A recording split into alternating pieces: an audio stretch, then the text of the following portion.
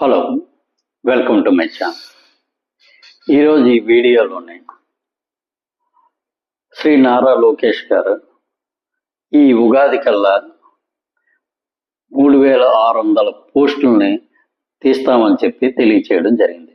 అసలు ఏంటి ఈ పోస్టులు, దీనికి సంబంధించిన పూర్వాపరాలు ఏమిటనేది మనం ఈ వీడియోలో తెలుసుకుందాం. ముందుగా ఈ ఛానల్ సబ్స్క్రైబ్ చేసుకోకపోతే ప్లీజ్ ఈ ఛానల్ సబ్స్క్రైబ్ చేసుకోండి.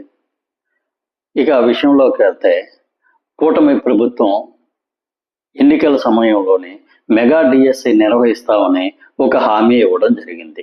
ఇదే హామీ ఇంతకుముందు వైఎస్ఆర్సీపీ కూడా ఇవ్వడం జరిగింది. కాకపోతే వాళ్ళ అధికారంలో ఉన్న 5 సంవత్సరాల్లో కూడా మెగా డిఎస్సి ఎప్పుడు ఇవ్వలేదు. కూటమి ప్రభుత్వం అధికారంలోకి వచ్చిన తర్వాత ఒక సంవత్సరం సమయంలోనే ఈ మెగా డిఎస్సి నిర్వహించడం జరిగింది. దీంట్లో ఉత్తీర్ణులైన అభ్యర్థులకి పోస్టింగులు కూడా ఇచ్చివేయడం జరిగింది. ఇక్కడ మెగా డిఎస్సి అనేది చాలా ఎఫిషియెంట్గా దాన్ని నిర్వహించారు.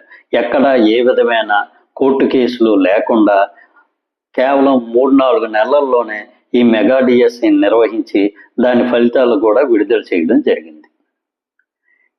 ప్రస్తుతం వచ్చే సంవత్సరం కూడా మరో డిఎస్సిని మేము నిర్వహిస్తామని చెప్పి కూటమి ప్రభుత్వం ఆ రోజుల్లోనే చెప్పడం మనందరికీ తెలిసిన విషయమే.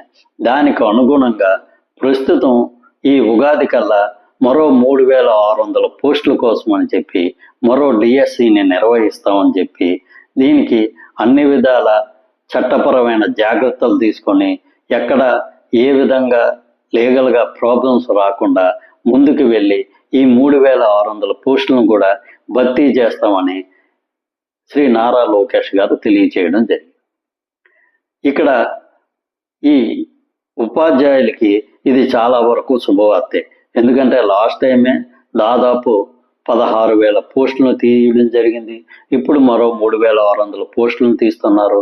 దీనితో ఉపాధ్యాయుల్ని ఉద్యోగాన్ని ఆశిస్తున్న నిరుద్యోగులందరికీ కూడా ఇది చాలా వరకు ఒక మంచి శుభవార్తని చెప్పుకోవచ్చు.